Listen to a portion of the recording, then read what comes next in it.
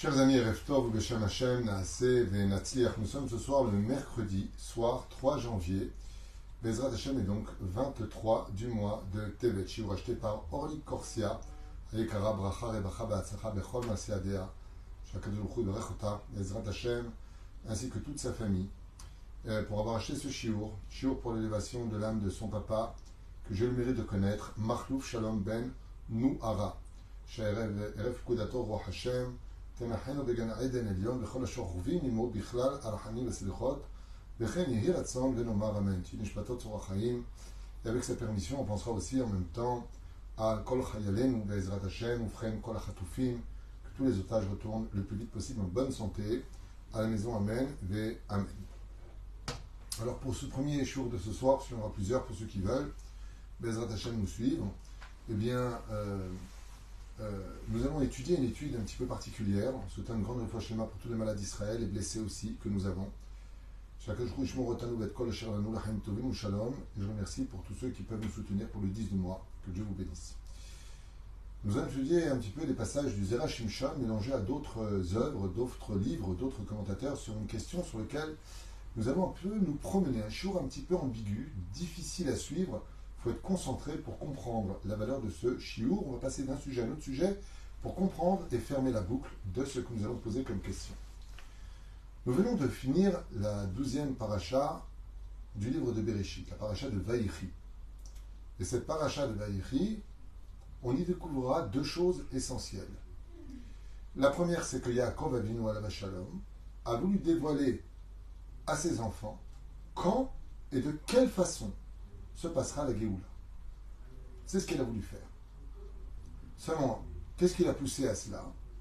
C'est parce qu'il avait constaté, remarqué, que les lettres qui forment le mot faute en français, donc chet et tête, ne figuraient pas dans les 49 lettres que composent le nom des 12 tribus. Vous constaterez qu'en descendant toutes les tribus, Reuven, Shimon, Lévi, Yehuda, Issachar, Zvulun, Mechanaz, Aderech, Hachem, Naphtali, il n'y a pas ni la lettre chet, ni la lettre tête. Donc comme il n'y avait pas de faute sur ses enfants dans les lettres, il a compris que ses enfants étaient dignes de vivre la date de la Géoula et comment se passerait la Géoula.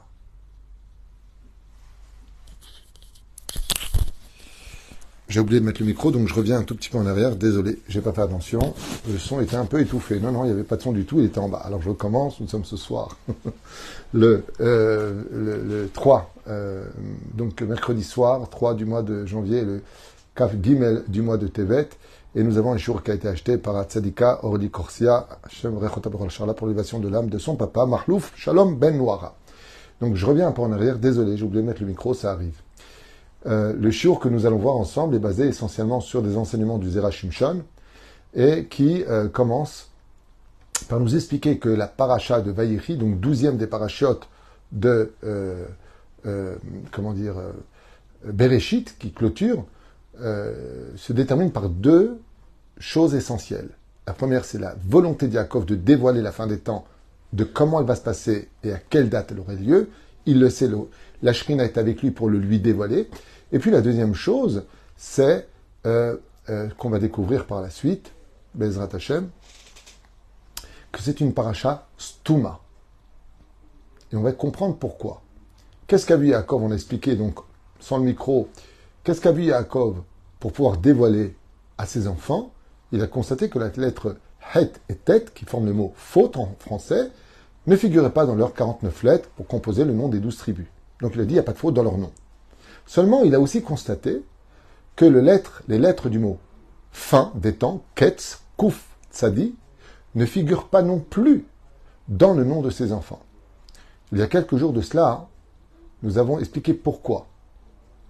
Il n'a pas pu dévoiler la fin des temps à ses enfants, à cause des descendants négatifs qui descendront de deux tribus, Ephraim et Ménaché, même s'il y a eu d'autres tribus, ceci étant.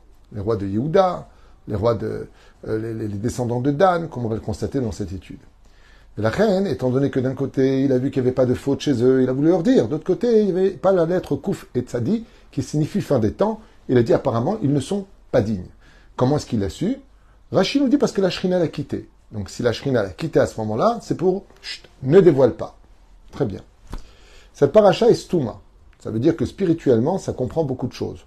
Une paracha stouma et une paracha qui n'est pas stouma se définit par, en général, une séparation de 9 lettres. Vous verrez qu'en général, quand on recommence une paracha, il y a toujours l'espace de quoi écrire 9 lettres. De cette façon-là, c'est une paracha qui démarre. Mais si c'est une paracha stouma, surtout la paracha de Vayechi, eh bien elle est complètement stouma. C'est-à-dire qu'elle s'arrête en plein milieu, on dirait que c'est un verset. C'est ça stouma, c'est-à-dire qu'elle est fermée cette paracha. Lama, c'est ce qu'on va découvrir ensemble. Yaakov Avinu, comme c'est marqué ici, au lieu de cela, voilà que Yaakov se mit à bénir chacun de ses enfants.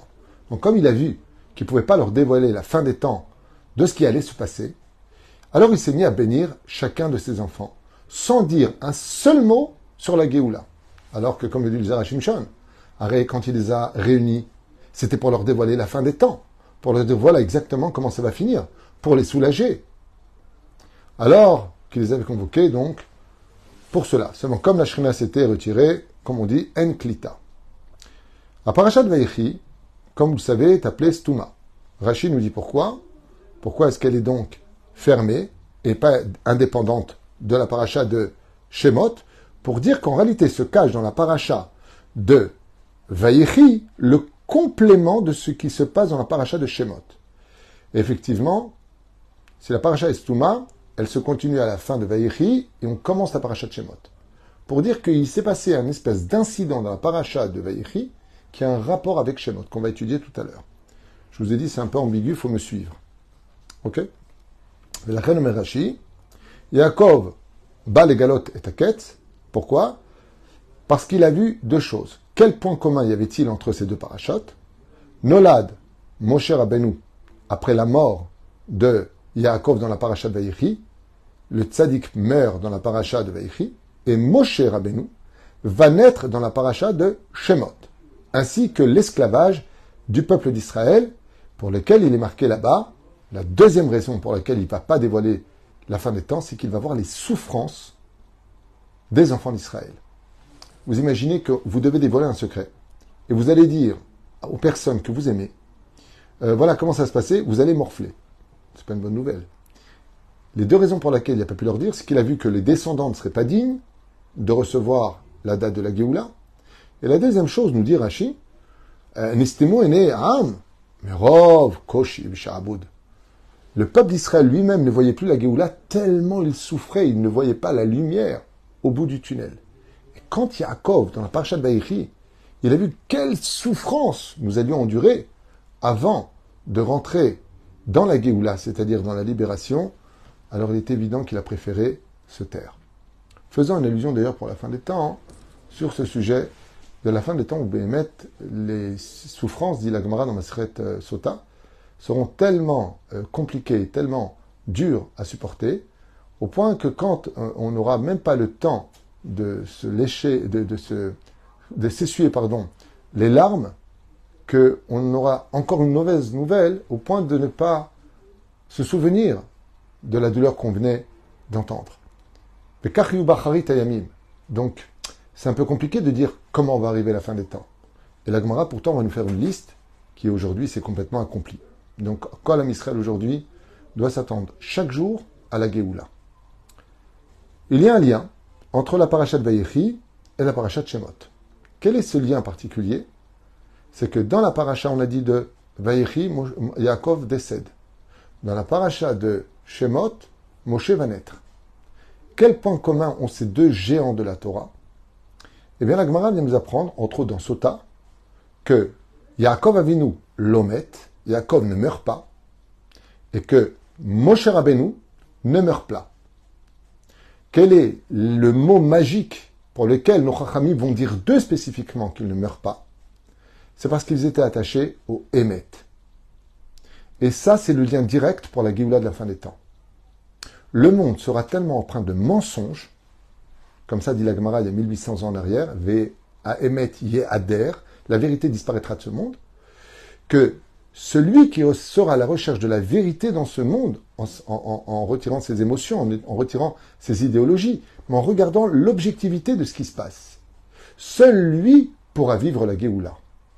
Le mensonge ne te permettra pas de vivre la Géoula, mais la vérité te permettra de la vivre. Où est-ce qu'on apprend ça? Du verset de Yaakov. Pourquoi est-ce qu'on dit de Yaakov Avinu, dit le Zera Shimshon, pourquoi est-ce qu'on dit de lui qu'il n'est pas mort? Parce qu'il y a marqué Vatiten Emet le Yaakov. Dieu a donné le Emet, la vérité, dans les mains de Yaakov. Et Moshe Rabbeinu, quel point commun il a? Moshe Emet, Vetorato Emet. Moshe est Emet, et sa Torah est Emet. Emet veut dire vérité, vous l'avez compris. Étant donné que les deux personnages se sont attachés de toute leur âme, de tous leurs moyens, de toute leur force, à la dimension de vivre la vérité, chercher la vérité, comprendre la vérité, analyser la vérité, et non pas se laisser séduire par toutes sortes d'influences extérieures, ou tout simplement de prise de tête, ou, comment on appelle ça, quand tu rentres des idées dans la tête de quelqu'un d'autre, j'ai oublié comment on dit en français, c'est pas grave, eh bien, cherche les choses. Vous allez constater de façon absolument terrible, même entre nous, entre feuilles. Il suffit de dire à quelqu'un, oh là là, lui, de toute façon, c'est ce qu'il a dit sur toi, juste comme ça, quelques mots. Ah ouais, c'est ça qu'il a dit, bon, j'y parle plus, tu vas voir ce que je vais lui faire. Mais est-ce que tu es parti le voir? Est-ce que tu es parti vérifier? Est-ce que tu t'es renseigné? On ne cherche pas le Hémet. On se laisse totalement manipuler par une espèce de réception due à nos émotions et aux transformations de ce qui nous est donné. C'est de la désinformation. Et qu'est-ce qu'on va en faire? Étant donné qu'on n'est pas attaché au Hémet, on ne peut pas vivre la Géoula. Pourquoi? Parce que nos sages nous disent que l'éclat éblouissant de la lumière de la Géoula, c'est quand viendra ce fameux Messie que tout le monde attend, d'une certaine façon, chacun avec sa foi, qui va dévoiler la vérité. Et la vérité va faire mal. Parce que la vérité jetée dans un monde de mensonges, c'est comme prendre un énorme rocher qu'on laisse tomber dans une énorme vase de boue. Vous imaginez un petit peu l'éclat horrible de ce qui va être éclaboussé. C'est le cas de le dire. Mais la reine Moshe et Yaakov Avinu recherchaient le Hémet dans ce monde. Complètement. Et c'est pour cela que des deux, il est marqué une chose essentielle. Vatiten Hémet le Yaakov, ve Moshe Hémet, ve Torato Hémet. Celui qui voudra vivre la Géoula dans ce monde, vous voyez combien ça s'attache à nous en 2024 de l'ère vulgaire. Aujourd'hui, qu'est-ce que Dieu attend de nous? Vis le Hémet. Reconnais si t'as tort. Sache demander pardon. Arrête de te cacher des excuses, toujours avec des prétextes. Cherche le Hémet, sois Hémet. Ce qui va donner à Moshe Parashat Stouma, de la Parashat Vayechi de Yaakov, qui ne meurt pas. Alors qu'on sait qu'il est mort. Il est marqué noir sur blanc, comment ils l'ont embaumé, où est-ce qu'il l'a emmené, il a été enterré à Marat Pella. Alors pourquoi tu dis qu'il n'est pas mort? Parce qu'on a une promesse de la Torah, que celui qui aura vécu dans ce monde en cherchant que la vérité, dans ses relations, dans sa façon de parler, dans sa façon d'étudier, dans sa façon de poser des bonnes questions, tu as le droit de ne pas être d'accord, mais tu poses des questions. Mais si la seule vérité qui existe, c'est la tienne, pour toi, et que tu forces les autres à rentrer dans ta vérité, tu ne cherches pas la vérité. C'est pour ça que la vérité dans l'absolu viendra par la Géoula. Parce que la Géoula vient apporter le cadeau de la lumière de la vérité. Pourquoi on appelle ça la lumière? Parce que quand on est dans le mensonge, c'est qu'on ne voit pas assez bien la vérité. Donc la Géoula est une lumière qui va nous montrer où était la vérité. Et c'est pour ça que les Hébreux, dans cette paracha de Shemot, où ils commencent dans l'esclavage et se finissent dans l'esclavage, on verra que dans les parachutes qui vont s'en suivre, la 9e plaie des Hébreux, ce sera la plaie de l'obscurité. Et cette plaie de l'obscurité va cacher la vérité à l'histoire de tous ceux qui ne la cherchaient pas, où 80% des Hébreux en Égypte vont périr pendant cette plaie. Pendant la plaie d'obscurité. Pourquoi ils ne seraient pas morts pendant la plaie des sauterelles, la grêle avec le feu? Pourquoi? Parce que Mida Keneged Mida Lobatla, celui qui veut vivre dans la haine de son obscurité, ne méritera pas de sortir de l'Égypte avec Moshe Rabbeinu. Et il y a une tribu, et j'aimerais partager quelque chose de profond avec vous. Je vous ai dit, c'est une étude très profonde, très riche, très intéressante, mais celui qui n'est pas initié à l'étude de la Torah, pour ce genre d'étude, il risque peut-être un peu d'être perdu, ou alors peut-être que je n'ai pas été moi-même à la hauteur d'expliquer clairement les choses. Je ne suis pas tout le temps parfait, si ce n'est que rarement. Donc j'ai le droit à l'erreur. Pour cela, j'aimerais vous emmener dans une étude, vous prendre par la main comme ça, pour ceux qui veulent étudier de la Torah un peu plus profonde, entrer dans le Sefer Yetzira. Vous savez que chaque mois est empreint d'un mazal et d'une tribu. Il y a 12 tribus face à 12 mois. D'accord ? Et chaque mois correspond à une tribu. Par exemple, le mois, on va juste prendre l'exemple de Iyar, qui est celui des 12 tribus qui relient à Iyar, c'est la tribu de Zvouloun. Sivan, c'est Issachar, c'est celui qui étudie la Torah, c'est le mois du don de la Torah, vous l'avez compris, le mois de Tammuz. Réhouven, parce que c'est au mois de Tammuz qu'ils ont envoyé les explorateurs pour aller voir la terre d'Eretz Israël. Oufren, le mois de Av, est relié à Shimon. Pourquoi Shimon, le mois de Av? C'est le mois où on avait fait du Lashon Hara. Shimon, qui veut dire celui qui écoute le Lashon Hara. Donc fais attention, il s'est laissé arnaquer par les oui-dire sans vérifier. Mais la reine, le mois de Elul est relié à Gad, par exemple. Gad, Gedou, écoutez-nous, parce que c'est le mois du renouvellement du Mazal. Gad veut dire aussi Mazal. Et vous avez un mois qui est très spécial. Le mois dans lequel nous sommes aujourd'hui, qui est le mois de Tevet.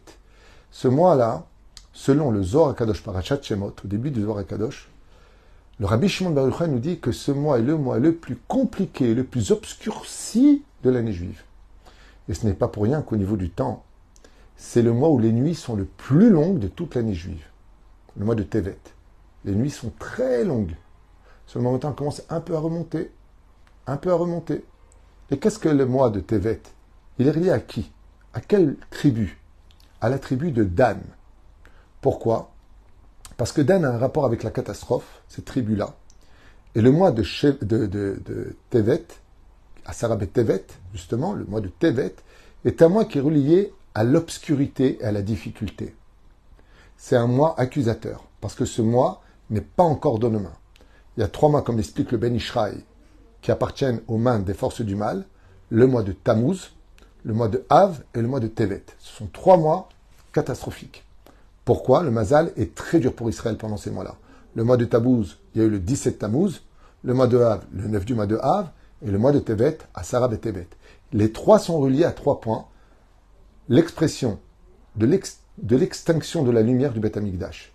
Là, ils ont fait le Mahatzor le 10 du mois de Tevet, le 17 du mois de Tammuz, ils ont fait la brèche du Tammuz, la brèche, et le 9, ils ont brûlé le Beth Amikdash. Donc vous voyez que ces 3 mois-là sont reliés autour du même point pour lequel nous jeûnons pendant ces 3 mois. Le 10 du mois de Tevet, le 17 Tammuz et le 9 du mois de Av. Pourquoi est-ce qu'ils sont compliqués? Parce qu'ils sont encore dans les mains au niveau du Mazal de Esav, de Ésaü. La reine, ces mois-là demandent une grande réparation, et c'est pour cela que Bemakbil, c'est-à-dire en comparaison de cette période-là, nous avons la période des Shovavim, c'est-à-dire la période du Tikkun de la Brit Mila, qui est la raison pour laquelle notre monde est très souvent obscurci par un manque de Mazal. Ça, c'est ce qu'enseigne le Sefer Yetzira, le Ben Ishraï et bien d'autres. Et la reine, quand on voit Dan, qui est relié au mois de Tevet, le mois dans lequel nous sommes, il y a marqué que dans sa bénédiction, bizarrement, Yaakov a employé des mots qui sont très bizarres. Yehidan nachash ale derech. Donc, Yehidan, Dan sera un serpent sur le chemin. Le mot serpent, il est représentant du mal, pas du bien forcément, le nachash. Tu es une personne, c'est un nachash, ça veut dire que c'est une personne qui a une mauvaise bouche ou qui se comporte de façon suspicieuse dans sa façon d'être, qui n'est pas droit, qui ne recherche pas le hémet. Et donc, c'est pour ça que le serpent, quand il se déplace, il marche de cette façon-là. Il n'est pas droit. Mais la reine, le mot nachash, c'est aussi les lettres du gematria du mot Mashiach, Messie. C'est la même gematria. Bidiouk. 358, gematria Mashiach. Pour te dire que le nachash représente le mensonge et que le Mashiach représente le hémet, la vérité. La reine, vous regarderez que cette période-là dans laquelle nous avons été, le nom de Dieu ne va pas figurer. Dans la paracha de Vayeshev, il n'y a pas Yud Kevavke. Miketz, il n'y a pas Yud Kevavke. Vaïgash, il n'y a pas Yud Kevavke. Vaïchi, il n'y a pas Yud Kevavke. Sauf pour 2 choses. Tout ce que faisait Yosef, Hachem Matzliar Beyado, là oui, tout ce que faisait Yosef, étant donné qu'il avait réparé la brite, il a dévoilé le Hémet en Égypte, donc le nom de Dieu est apparu. Il a pu sauver les enfants d'Israël grâce au Hémet. Et le deuxième, c'est quand? C'est pour la paracha de Vaïchi, puisqu'il y a marqué Lishua Teraki Viti Adonai. Le nom de Dieu est marqué à ce moment-là. Pourquoi? Parce qu'à un moment de sa vie, Dan, qui va mal se comporter comme tribu, qui va être la plus petite des tribus et la plus dénigrée des tribus, va en faire teshuva sur le point essentiel de notre existence en tant qu'Hébreu, d'être droit et de rechercher la vérité. Yachar El Ochot Israël. Et la reine, car la tribu d'Étan était la plus problématique de toutes les tribus d'Israël et fit beaucoup d'idolâtrie. C'est d'ailleurs cette tribu-là qui, en Égypte, pratiquera le plus d'idolâtrie, l'idolâtrie de Micha, à un tel point, écoutez bien un chidouche que vous ne savez peut-être pas, que quand on est sorti du pays d'Égypte, dans la paracha de Béchalar, les seuls qui ont pris avec eux des statues dans leur poche d'idolâtrie, c'est la tribu de Dan. Et c'est pour ça que les anges accusateurs devant la mer Rouge ont dit, ceux-là sont en Avodazara, ils font de l'idolâtrie, mais eux aussi, ils font de l'idolâtrie. Mais qui c'est eux aussi? La tribu de Dan. Qui nous a foutu un balagan incommensurable pour la sortie d'Égypte. Pourquoi? Parce qu'ils avaient du mal à se détacher du monde de mensonges, de l'idolâtrie, de croire qu'une statue, un singe ou un animal ou le soleil serait Dieu. Mais la reine, il a retardé le peuple d'Israël. Et c'est pour cela que la nuit cette nuit-là, Dan devra faire l'effort de jeter ses statues. Et malgré tout, ils ne les jetteront pas, ils les prendront avec eux dans le désert. Au sage de nous dire que c'est à cause de cela que la nuée de gloire ne va pas protéger la tribu de Dan quand ils seront 40 ans dans le désert à cause de ça. Seulement, le jour où Yaakov a prié pour eux, il échouatera qui vit Hachem. J'ai espéré en ton secours, Hachem. Eh bien, on va voir que, Baruch Hachem, quand viendra le moment de faire les ustensiles du Beth Amikdash, à part Betzalel, on y trouvera un nom important. Eliav ben Achisamach, Mishevet Dan. Voici que va se lever un homme extraordinaire, qui lui va chercher la vérité. Seul celui qui recherche la vérité sera apte à construire et fabriquer les objets du Beth Amikdash. Quel rapport? Eh bien, tout simplement parce que le mot Dan vient du mot Ladoun, qui veut dire Dan Yadin Amo. Le mois de Tevet, c'est un mois où on doit travailler essentiellement notre Midat Adin pour la rendre douce, c'est-à-dire nous juger du bon côté entre nous. C'est le mois de la Hardout par excellence.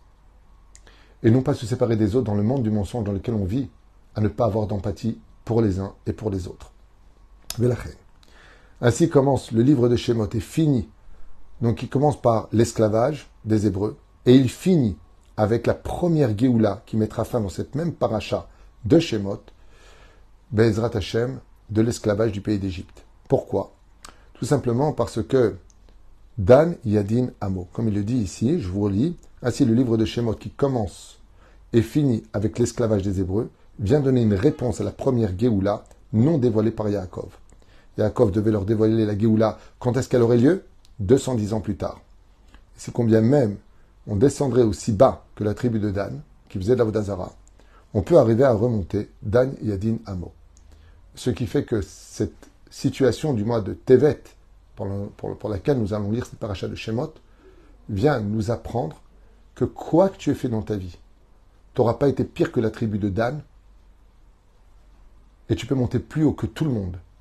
Dafka pendant cette période, parce que Akadosh Baruch Hu a donné le libérateur dans la période la plus noire de l'histoire d'Israël, Shimshon Agibor. Shimshon, Samson, qui vient de la tribu de Dan, qui a sauvé son peuple, relevé son peuple de toute cette situation terrible dans laquelle nous étions. Mais dans quelles conditions? Quand il ne se laisse pas aveugler par le mensonge. Et c'est pour ça que Shimshon, dont on parle dans le 13e chapitre de Shoftim, va avoir ses yeux qui vont être arrachés. Pourquoi? Parce qu'il va dire une phrase. Quand il va voir Dlila, Dalila, il va dire « Elle m'a plu à mes yeux ». Il s'est laissé aveugler par un mensonge. Et étant donné qu'il s'est laissé aveugler par un mensonge, au sage de nous dire qu'il en a perdu ses yeux. Tout comme Yaakov dans la paracha de Yechi va devenir aveugle, tout comme dans la paracha de Shemot, il y a marqué que leurs yeux se sont ternis, qu'ils ne voyaient plus rien tellement ils souffraient. On voit que toute personne qui vit dans le mensonge est une personne qui a perdu tout simplement la vue. Et c'est ça qui empêche la Géoula de venir au monde. Et c'est ça le but d'Israël. En tant que nation juive, nous devons pas venir nous expliquer, nous justifier, mais nous avons le devoir de montrer, fait par fait, image par image, la vérité. Et après, que les autres jugent. S'ils cherchent la vérité, ils la verront. S'ils ne la trouvent pas, alors il n'y a pas plus aveugle que celui qui ne veut pas voir. Voilà un message du Zera Shimshon très puissant. Il faudrait revenir sur ce cours au moins 2 fois pour bien le comprendre. J'avoue qu'il était un petit peu difficile à suivre, mais il est extraordinaire quand on l'a compris, je vous le dis. il est extraordinaire. C'est avec joie que j'ai pu vous le partager parce que c'est exactement ce qu'on vit aujourd'hui en 2024 de l'ère vulgaire. On est exactement dans cette situation actuelle. Je vois les insultes qui figurent, les doigts d'honneur, ainsi de suite. C'est pas important. Sachez une chose, c'est toujours normal. Quand il y a du miel, il y a toujours des mouches qui viennent butiner. C'est tout à fait normal. Au contraire, ça aurait été anormal que je puisse faire un cours sans qu'on m'insulte ou qu'on me fasse des problèmes, parce que les gens ont du mal avec la vérité et quand on la dévoile, et bien malheureusement, des fois ça peut nous coûter cher. Shem Raham Aleinu, j'ai encore un shiur à faire tout de suite après, beaucoup moins compliqué, mais très riche pour ceux qui veulent l'entendre en tout cas. Kol Tov et à tout à l'heure.